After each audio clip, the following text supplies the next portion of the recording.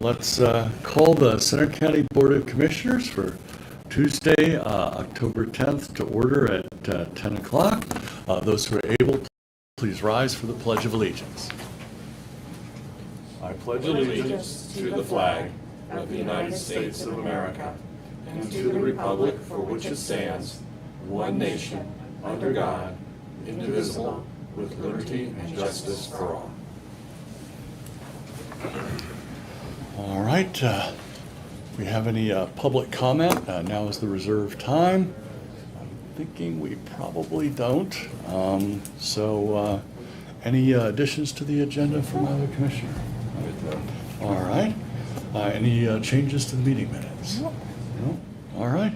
Take a motion then. I'll move to approve the minutes from the meeting held October 3rd, 2023. I will second that. We have a motion and a second to approve the minutes from the meeting held October 3rd. All those in favor do so by saying aye. Aye. Aye. Opposed, nay. Motion carries. We'll now move on to our proclamations. We have Proclamation 44, proclaiming October as Domestic Violence Awareness Month in Center County.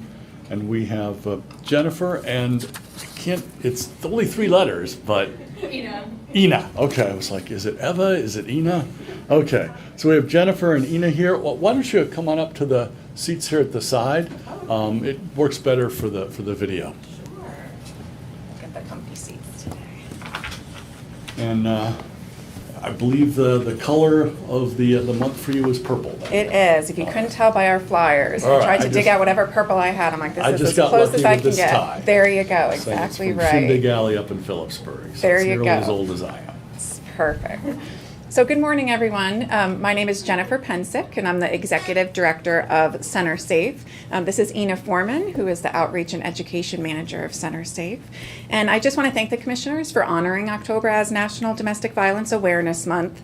Domestic violence really is one of those issues that's just incredibly pervasive in all of our communities. Every single town, every nook and cranny of every single town is absolutely touched by domestic violence. So Center Safe, formerly the Center County Women's Resource Center, really is here to ideally be a safety net for anyone who happens to be impacted by domestic violence, and it is just a vastly underreported crime.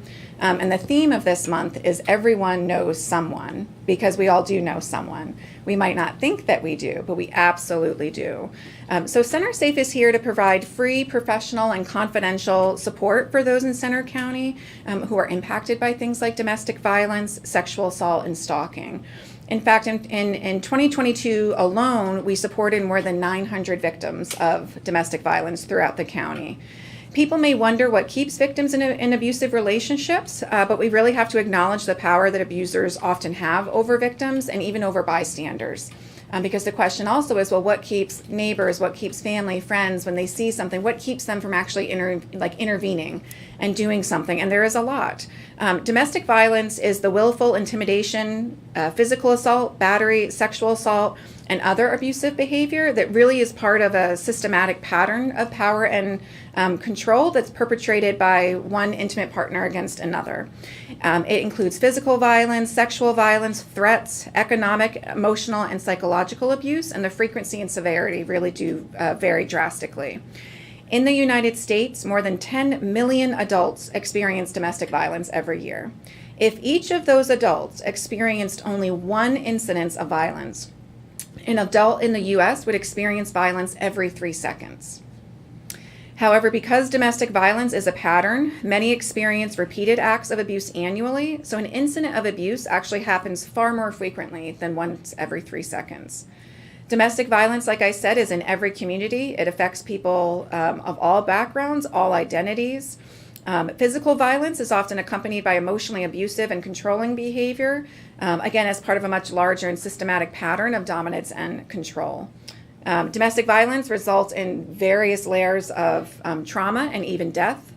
And the devastating consequences of domestic violence can cross generations, and it lasts a lifetime. People may not realize that domestic violence also has a very significant economic impact as well. So victims of intimate partner violence lose a total combined of 8 million days of paid work every single year, the equivalent of 32,000 full-time jobs. Intimate partner violence is estimated to cost the U.S. economy between $5.8 billion and $12.6 billion annually, up to 0.125% of the national gross domestic product. And between 21 and 60% of victims of intimate partner violence lose their jobs due to reasons stemming from the abuse. So what can we do? One option is to pull up the blinds and not hide away when you witness someone you feel may be being abused or even causing abuse. Instead, find quiet, safe time to talk with the person being harmed, ideally. Let them know you're not there to judge them, but you are there to help them in any way that you can. Ask them how you can best help them in that moment. They may not leave right away or at all. In fact, it often takes a victim 7 times of leaving and returning to the abuser before they leave for good. And the most dangerous time for a victim is at the time that they're trying to leave. So when you see something happening, speak up. Don't be afraid to ask people for help.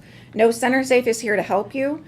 We do have a variety of different events throughout the month as part of Domestic Violence Awareness Month, and people can see the full list on our website, which is www.centersafe.org/DVAM. Our 24/7 hotline is available to absolutely anyone, and it's toll free at 877-234-5050. And the first step in finding safety and healing is making that call. So we are here for you. Thank you. Thanks. Is there anything Ina wants to add? I think she did a perfect All job. right. Well, if you could repeat the number again. Yes. So it's toll free. It's 877-234-5050. All right. And I noticed that we've been joined by our District Attorney, Bernie Cantorna, who I know has been very supportive of those affected by domestic violence. Did you want to add anything, Bernie? I didn't know. Okay. Just here to be supportive. Because I know she weren't on the agenda, so I'm like, he must be here to be I'd supportive. like to see good government in action. Oh, well, thanks, Bernie. Well, we like to see good DAs in action, and we see you doing that quite a lot. So thanks again for coming. Appreciate it. Super important topic. From the county perspective, of course, it not only affects the adults, it affects the children, it affects the other family members. Very, very serious issue. I'll turn it over to Commissioner Concepcion. Yeah, thanks for being here and for raising awareness of this and for the work that Center Safe does, because providing that refuge and that safe place for those who are experiencing domestic violence to have somewhere to go is just so incredibly critical. And we know how complicated it can be when there's children who are part of the situation, and the way that you're able to provide a space for families is really important. So thank you for being here. Commissioner Dershowitz? I think a lot of it has already been said, but the economic consequences of trying to get out of those situations, and oftentimes the social stigma involved keeps a lot of folks in their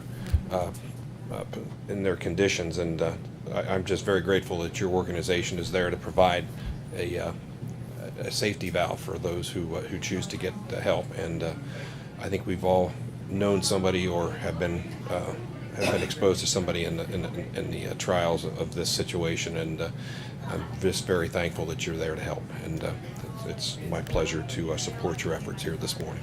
Thank you. I appreciate that. Yeah, the county values its partnership with Center Safe, and you mentioned the 900 individuals that you supported in the last year. That's actually a lot of people. That's a lot of people. Yeah. And those are only the people who, come forward. So multiply that by a lot, and that's probably how many are actually affected.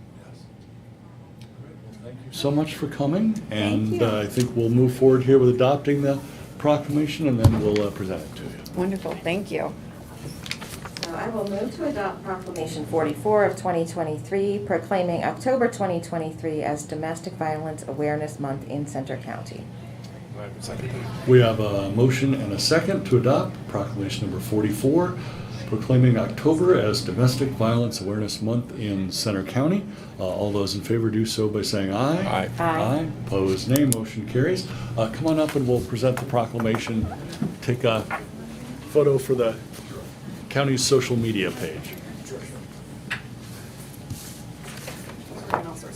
There you go. Bring Bernie up. I made Bernie come up too. Oh, very good, very good. I'll scoot you in the purple and tiniest bit everything. more. Yeah, yeah. All right.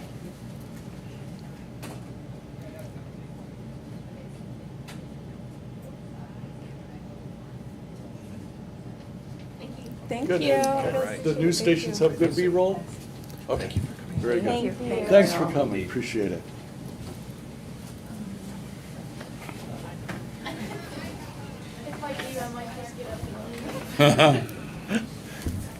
And thanks, Bertie, for coming to support them. You bet. We'll now move on to contracts and authorizations. We have quite a number today. Ryan from probation will start with a contract renewal. Good morning. I'm here for a contract renewal with our Central Counties Youth Center. This is a 14-bed facility that our department uses along with other counties that are connected to us, where unfortunately when the need arises, we have to detain juveniles and they stay in the detention center. This contract is a total amount of $222,085. However, this is split between county and state. So the county's portion is $111,042.50. Looking for the approval of that. However, there is a little bit of a backstory on this. When we went to complete our 23 budget, it was an oversight on our department where we actually did not put in the amount to cover this item. So at this point in time right now, I had our fiscal tech, Tiffany Rainey, run some projections. And in this budget, we still are good with the amount of money that we have in the account. And on her projections as well, the amount of reimbursements we're to get back for our placement budget, we should be able to cover the cost. So we should be good, but there might be a potential that we would have to come at some point and ask for a revision to cover this amount. Well, We very, have- very important operation. Yes. We'll cover it, Ryan. Yeah. So I think that we are good. Like I said, with the projections, we should be good. We shouldn't need a budget revision. I just wanted to indicate to you guys that's kind of where we're at, because there was unfortunately an oversight on our end when we submitted the 23 budget. All right. Well, thanks for the explanation. And I think your usage for 23 is up. From what- Unfortunately, what I it can is. see. We've been pretty diligent with this budget line to try, because we knew when we went to go pay the first quarter, that's when we realized that there wasn't any money in these funds. So we've been really trying to make hard decisions on what kids we were actually placing, because that is a massive expense, because we've been using our placement budget to cover the bills for CCYC. So we've been pretty diligent on who we've been sending to placement to try to make sure that we didn't have to come and do a revision. But it is what it is, and Unfortunately, there are certainly folks, yeah. that youngsters that need to be in that facility for their own safety and the safety of others. So. Correct. And we very much appreciate what the staff does up there, a very difficult job. We'll start with Commissioner Concepcion, but Commissioner Dersham's a representative, so he may have a little more to say. Yeah, I guess I don't have any questions, but thanks for, being upfront about the budget challenge there. Yeah. So, thanks. And Steve, I know you spent a lot of time on this topic. Yeah, it's the challenges that the detention center has tackled over the last number of years with the rising number of kids. And there's 5 owner counties. They're usually the ones contiguous to us, and then there are a lot of tenant counties that use that facility. And this is one of the few. There's only a handful of these in the whole state, and really we're the only one in the entire central part of the state. So its function is critical, and I think we're fortunate that we have that as a resource for not only ourselves but for the region. And I would be remiss if I didn't say that there are job opportunities up there for folks that want to get involved in helping young kids, and you can contact the youth center and check out. They are hiring for just about all shifts, and there's opportunities. So just let it go at that. So. Great, well, thanks again for coming, Ryan. I think we're ready for a motion then. I will move to add the contract with Central Counties Youth Center to next week's consent agenda. Second. We have a motion and a second. All those in favor of adding the contract with Central Counties Youth Center to next week's consent agenda, do so by saying aye. Aye. Aye, opposed nay, motion carries. Great, thanks, Ryan. All right, now we've got Jody from Emergency Management with a couple of items. Good morning. I'm here this morning to ask you to consider acceptance of the federal fiscal year 2023 Emergency Management Performance Grant Funds. This grant provides reimbursement for salary and benefits for EMA staff. The grant total is $75,534 and is federally funded for the period of October 1st, 2022 to September 30th of 2025. The second item, I'm asking you also to consider acceptance of the Hazardous Materials Response Fund. This grant is for $10,923 and is state funded for the period July 1st, 2023 to September 30th of 2024. And these funds are used to fund our LEPC programs and to pay for our hazmat retainer fee. Great, thanks, Jody. Obviously, you hope you don't have emergencies, but when you do, being prepared and having the funding and having the staff is absolutely critical. Let me pass it over to Commissioner Concepcion. Yeah, the only question I had is like how the amount is determined by the state that they provide to each county. EMPG or for Well, I guess for the HMO. Hazardous Material Response Fund. They collect $10 per chemical from each facility in the state, and then that money is divided by some formula to the 67 counties.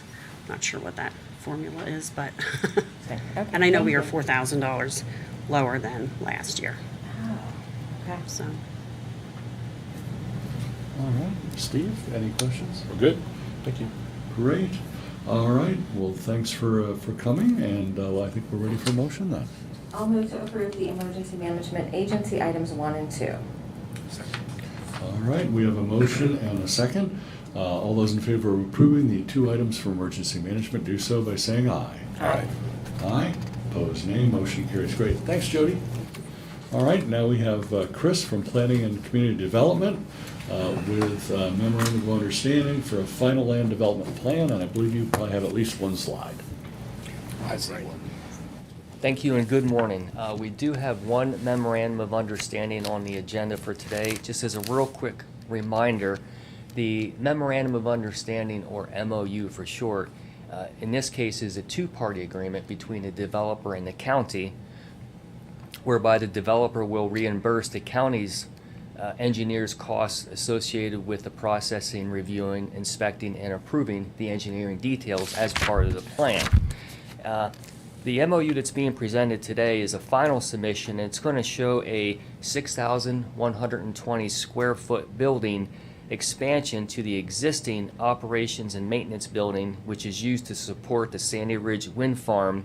And it's located along the eastern boundary of Big Phil Run, which is a private road, and the northern boundary of Gardner Lane, about a mile and a half west of its intersection with Tyrone Pike in Taylor Township.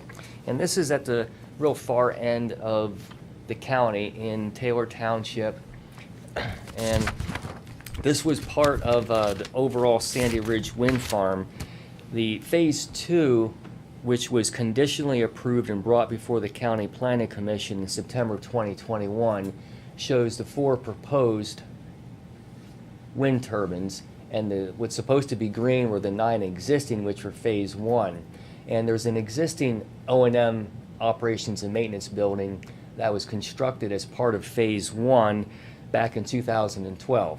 And so when they're coming in with Phase 2, they really needed an additional expansion to that to support the additional turbines, not just within those in Center County, but also the additional units that are being developed in Snyder Township and Blair County. And what is, to show you the, whoops.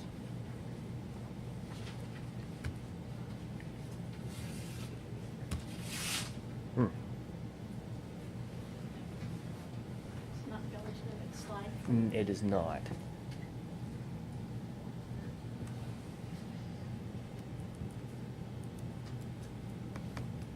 Oh, there we go. Thank you. You good? Aaron knows just which button to push. Yep. Or how hard you're supposed to push. Thank you, Aaron. This is an aerial photograph taken of the existing conditions, and this is the existing O&M building that was part of Phase 1. And what they're proposing is the 6,120 square foot expansion to that existing facility. As part of also Phase 1, a substation was constructed, and it's now owned by Pennsylvania Electric Company. They're also expanding that substation as part of Phase 2, and all of that, to make a long story, this is the O&M building that is needed to support all these facilities. And this is the plan that was prepared by J.H. and Associates, again, simply showing the proposed expansion to the facility. And that's the MOU that's being presented today. Thanks for the background, Chris. Thank you.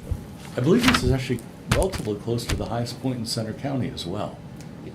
It would make sense for the Yeah. wind turbines to be up there. Yeah, yeah. Well, I'll pass it over to Commissioner Concepcion for some comments. Yeah, so this is something that's already been gone through the township then, or we just need to sign off? The plans have not yet been brought before the okay. County Planning Commission. They're going to be brought at the October 17th meeting.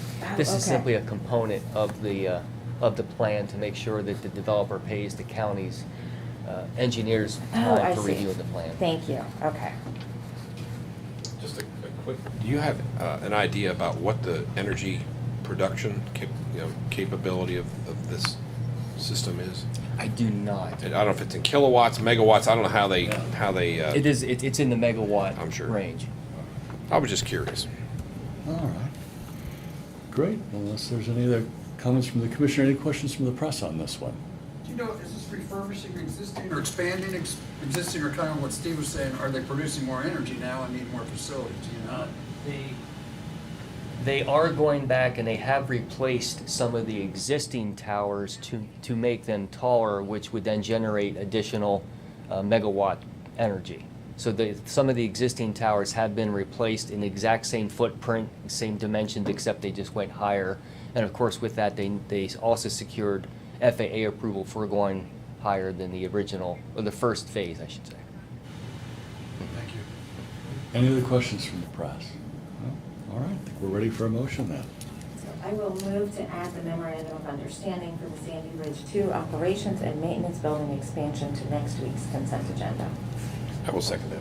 We have a motion and a second. All those in favor of adding the memorandum of understanding for the Sandy Ridge 2 operations and maintenance building expansion to next week's consent agenda, do so by saying aye. Aye.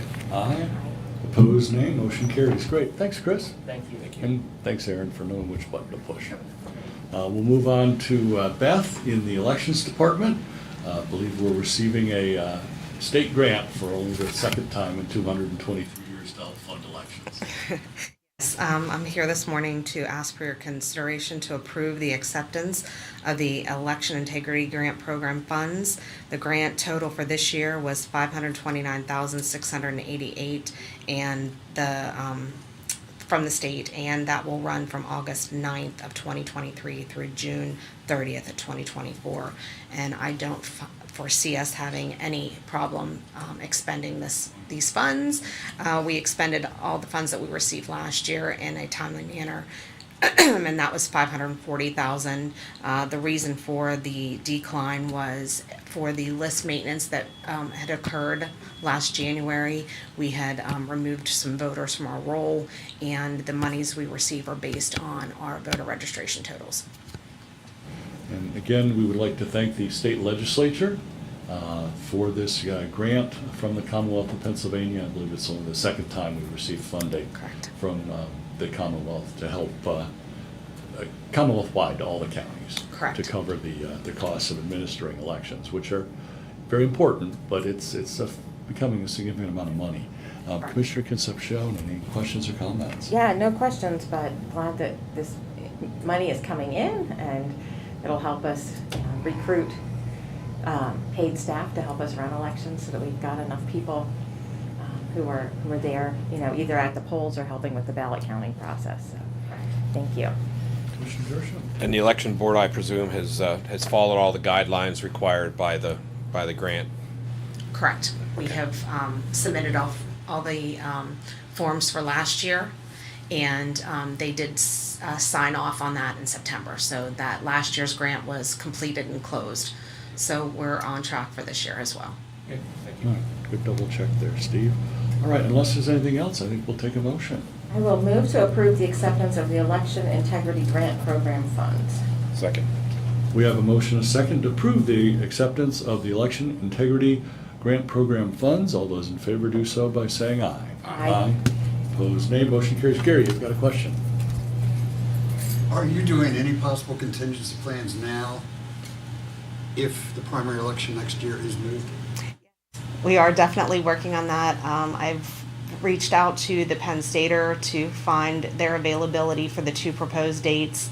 have reached out to other locations if they're not available. So yes, we are moving forward with making plans depending on the 2 dates. And then we will also make our poll workers aware of that in our training at the end of October. Are you aware of any other possible added cost if the dates are moved for the county? There is a possibility, being that we will be moving a lot of things. We may have to move polling locations. We may need to get more poll workers that aren't trained as well because they may not be available. We may have some that are still in Florida, wintering in Florida. So yeah, there are different things that could affect the costs. Good questions here. I forgot about the snowbirds are oftentimes back by the primary. They Yes. might not be this time. Correct. All right. All things that are playing in my head. Yeah. Good. Any other questions? All right. Well, great. Thanks, Beth. Thanks for popping over. All right, now we'll move on to contracts from Human Services, and I believe Julia will handle quite a number of them. To make myself comfortable. Good morning. Yes. So the first, I'm asking you to consider approval of the acceptance of the Medical Assistance Transportation Program allocation. So this is directly from the state, so I'm just asking for your approval to accept the money. The total is $968,934. Thanks, Julia. Any questions, Commissioner Concepcion? No questions. This is just, it's critical services for people in our community that need help getting, especially the doctor's appointments, right? Absolutely, transportation is a key component to human services. Commissioner Dershowitz, any I'm fine. questions? No? All right, we'll take a motion then. I will move to add the Medical Assistance Transportation Program allocation for fiscal year 2023-2024 to next week's consent agenda. I'll second that. We have a motion and a second. All those in favor, please do so by saying aye. Aye. Opposed, same sign. Motion carries. All right, now Children and Youth Services, I think it's 3 contracts.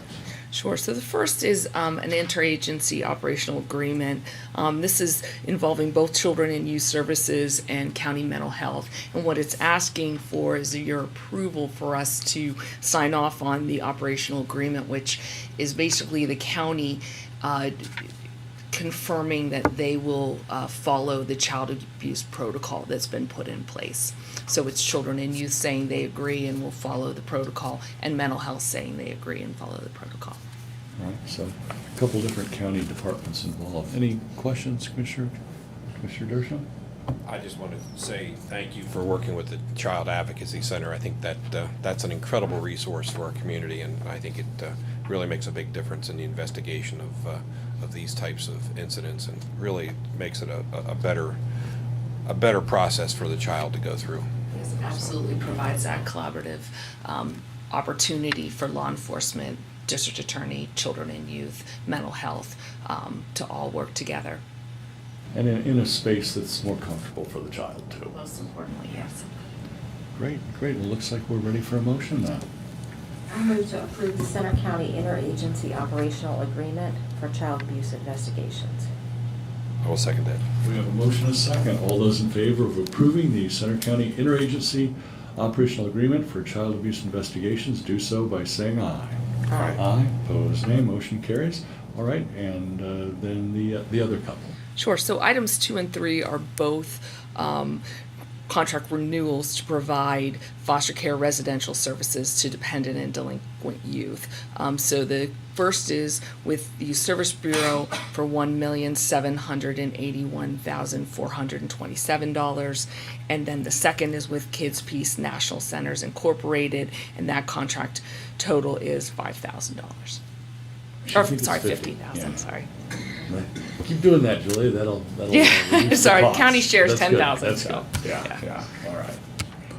Great. Any questions? Either commissioner. Okay, we'll take a motion then. I'll move to add the Children and Youth Services items 2 and 3 to next week's consent agenda.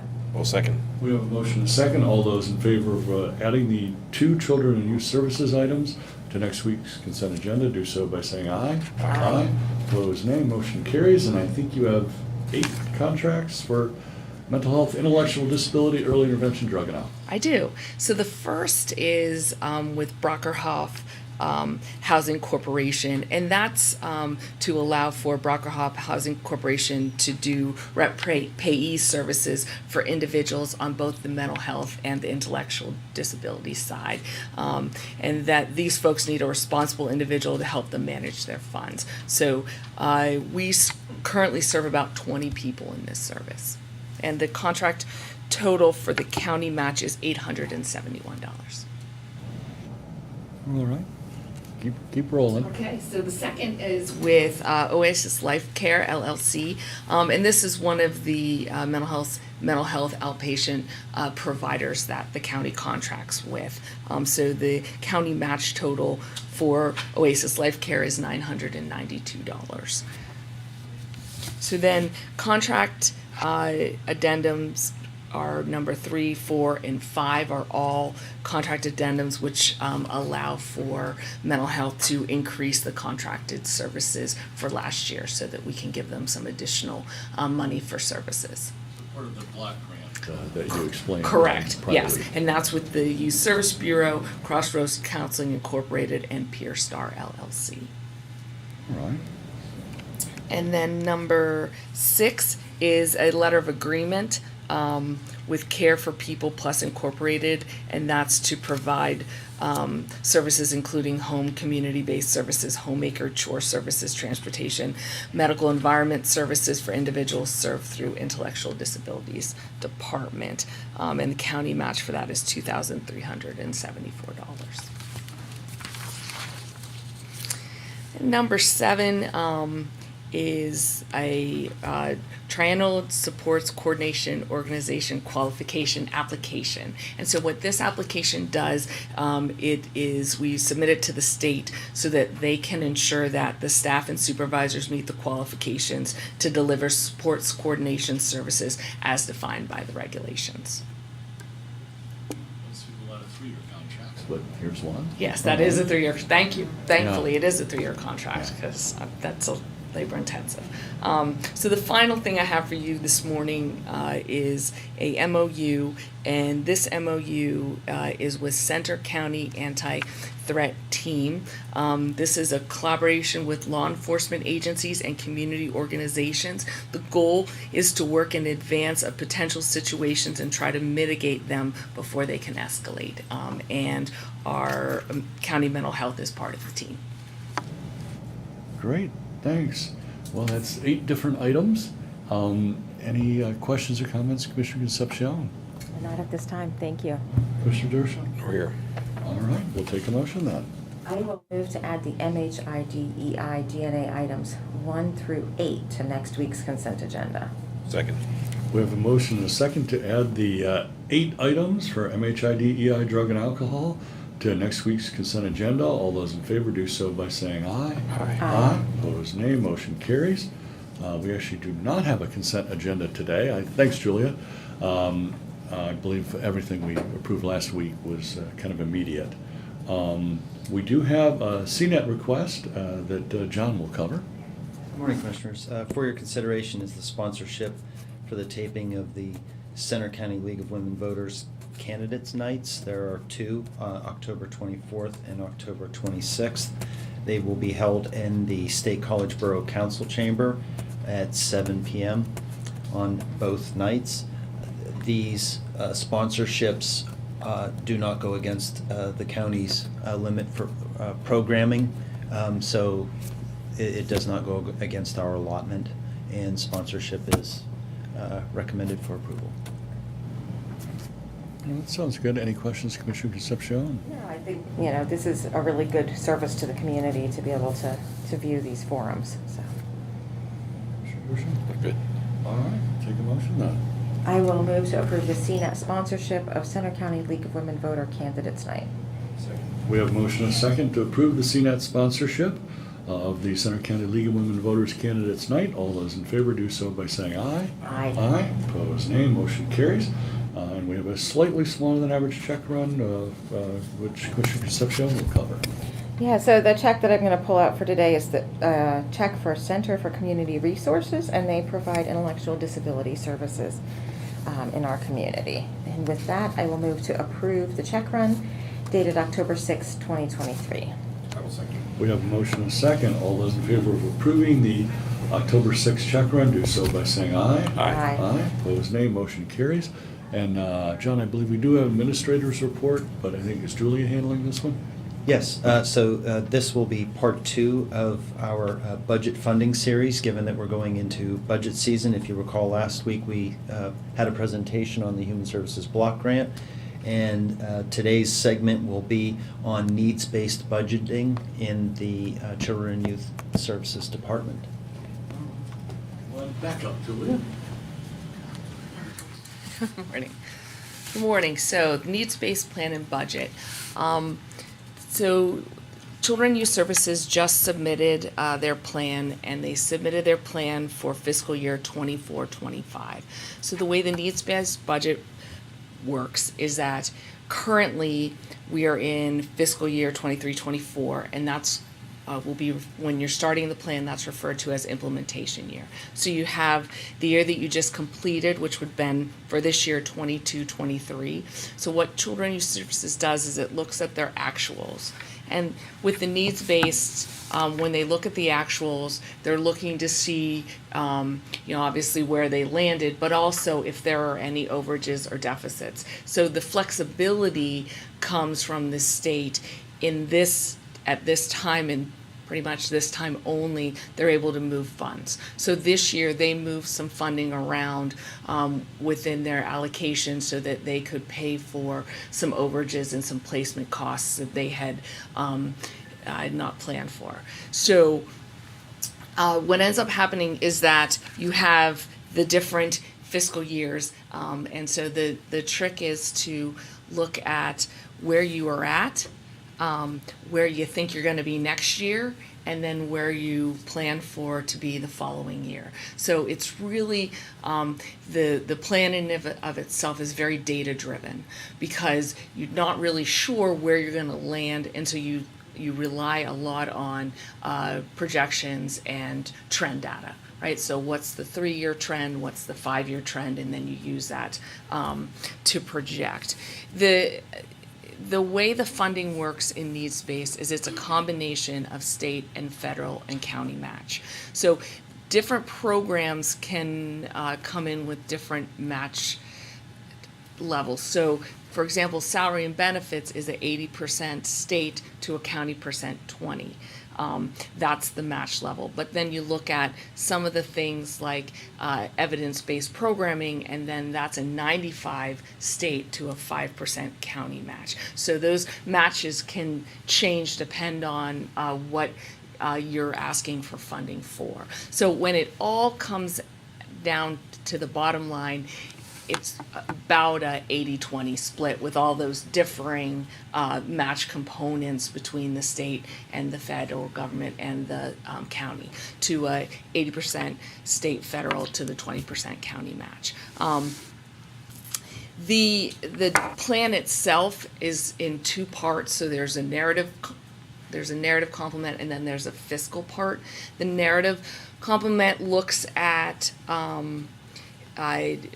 looking at benchmarks. So the state requires the agencies, in order to justify the request, to look at national averages, where the state comes in and your county size comparable, and then the region. So when you look at those benchmarks, the state wants to know, have you met the benchmark on looking at those 3 categories, or have you exceeded it, or and if you've not met it, then you need to come up with your plan for meeting it next time. So the things that the benchmarks look at are time to permanency, placement stability, and then reentry, which means children that have been returned home who subsequently come back into the agency's care and custody.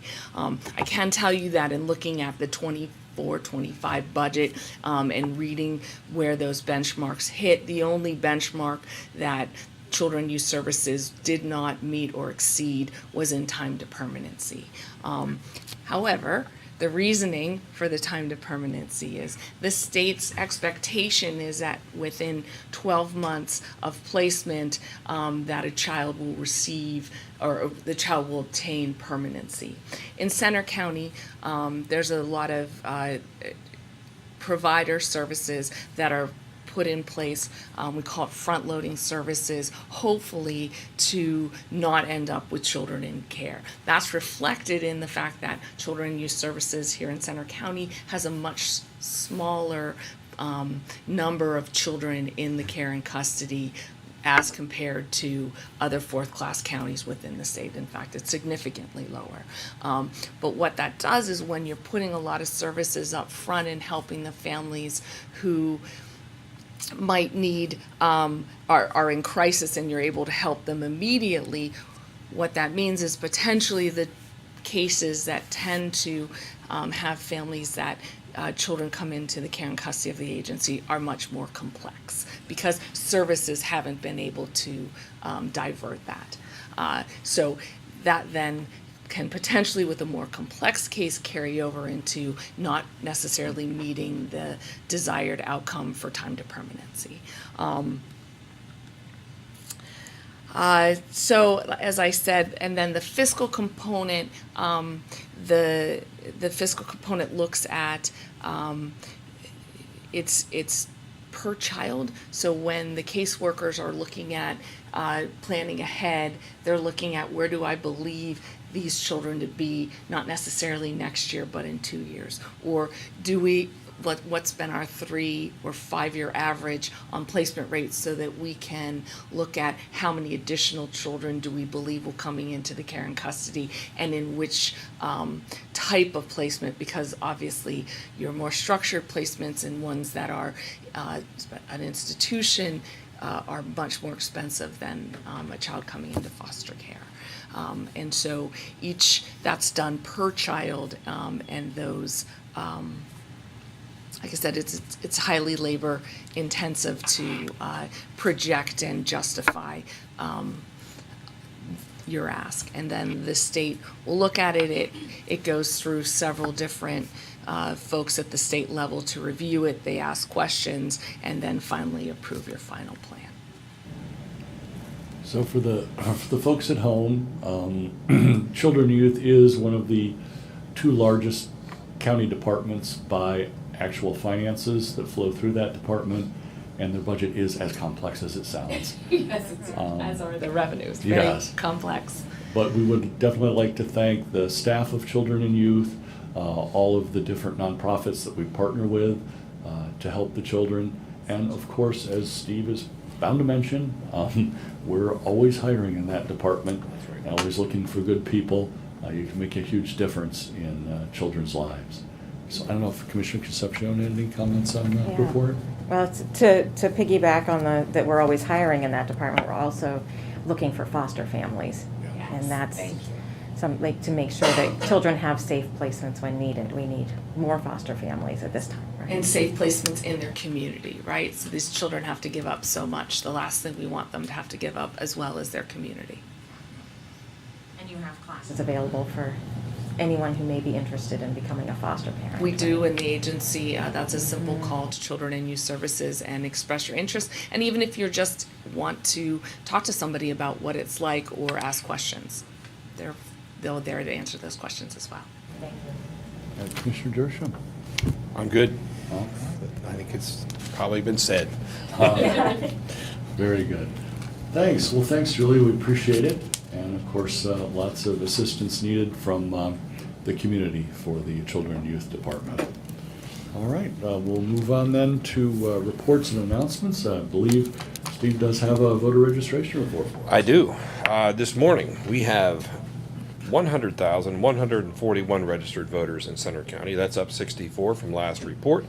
The roster appears as there are 42,081 Democratic registrations, 136 Green Party, 595 Libertarian, 13,541 no affiliation, and 40,714 Republican.